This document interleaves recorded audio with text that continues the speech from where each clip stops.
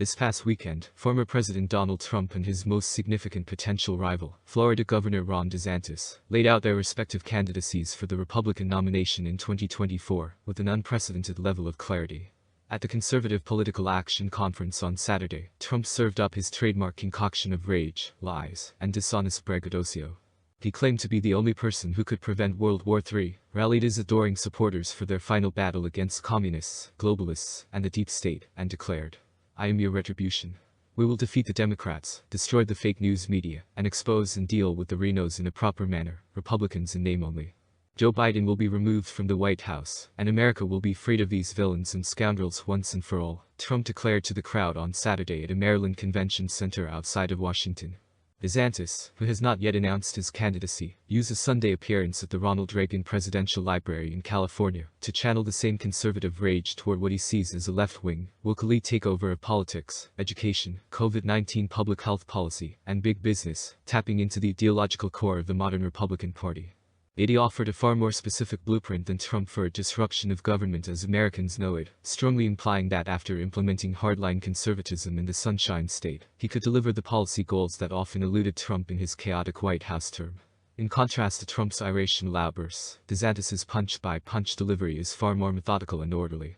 "I can tell you in 4 years, you didn't see our administration leaking like a sieve. You didn't see a lot of drama or palace intrigue," he said. "What you witnessed was a carefully planned execution. Day in and day out. And because we did that, we consistently defeated the left." Irony infused the back-to-back speeches, which featured two Republicans who would likely be the early favorites if DeSantis enters the GOP primary. The split screen effectively depicted the unresolved ideological divide within their party, which Trump engineered in 2016 by defeating establishment candidates. The conservative movement was redefined when Ronald Reagan won the 1980 election, and his legacy ruled the GOP until the election of Donald Trump. CPAC, where Trump spoke, has been a vital part of the GOP for decades. CPAC, which once served as a rite of passage for prospective GOP presidential candidates, has since evolved into a venue for the Trump personality cult. DeSantis didn't speak there. Last week, he attended a competing Club for Growth donor conference that Trump wasn't invited to. DeSantis appeared to stake a claim to both the reforming zeal of the 40th president and offering an updated, more focused yet still searing version of Trump's "Make America Great Again" populism, although stripped of the ruckus-inducing distractions typical of the most recent Republican president on Sunday, as he spoke in the shadow of Reagan's former Air Force One. He appeared to be attempting to forge a conservative alliance that would win over Republicans who have lost faith in Trump due to his record of 2 impeachments, U.S. Capitol insurrection, and a disastrous intervention in the 2022 midterm elections. But that might also drive away some Trump supporters who still believe in their hero, but are skeptical that he has the charisma and discipline necessary to win a national election. Despite having a public persona that is more disciplined than Trump's, if DeSantis were to win the Republican nomination, there would undoubtedly be concerns about whether his own radicalism would hurt him in the same swing state districts where Trump lost the 2020 election. The Florida governor's rhetoric about a woke mind virus is not particularly nuanced. Much of it implies that anyone who disagrees with him is by definition a left-wing extremist. Additionally, he would essentially guarantee Americans one of the most right-wing presidents in modern history. DeSantis wasn't the only potential Trump challenger to present his case in recent days.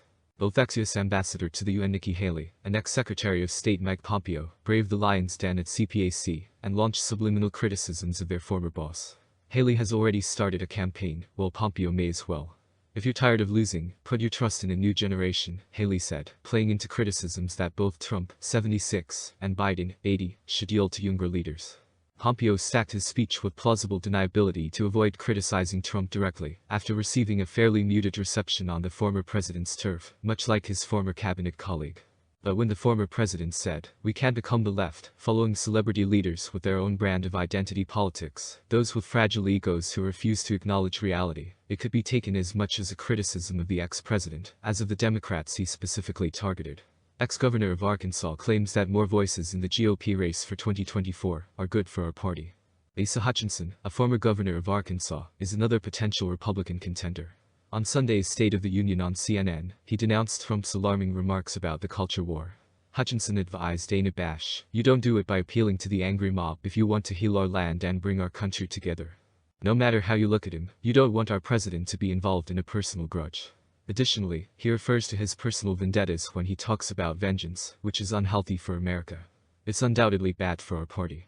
However, one additional potential anti-Trump GOP candidate, former Maryland Governor Larry Hogan, declared on Sunday that he would not run in 2024 in order to prevent the opposition to the former president from becoming splintered.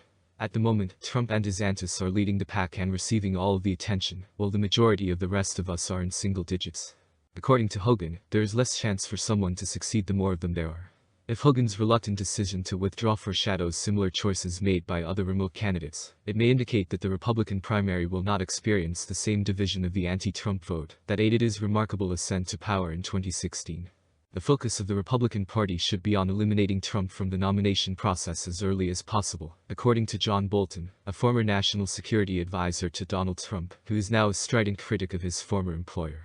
If the Florida governor decides to enter the race, a smaller field of candidates could fuel the possibility of a protracted and contentious race for the nomination between Trump and DeSantis through a number of winner-take-all primaries.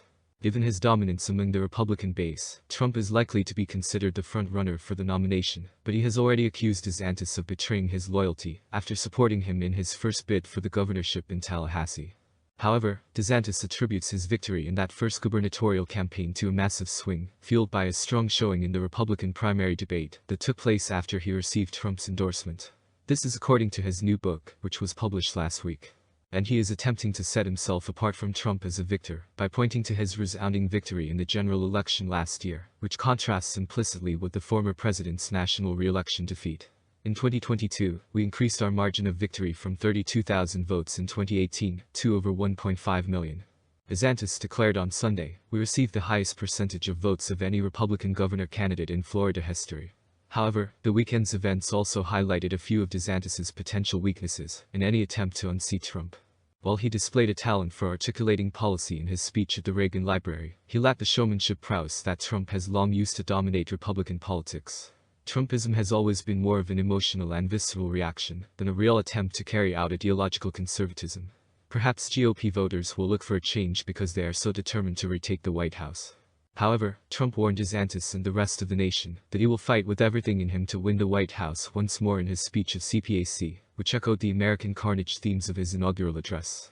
According to him, he will withdraw from the race even if he is charged in federal or state investigations. The bottom line is that anyone else will be terrorized, compromised, extorted, or destroyed.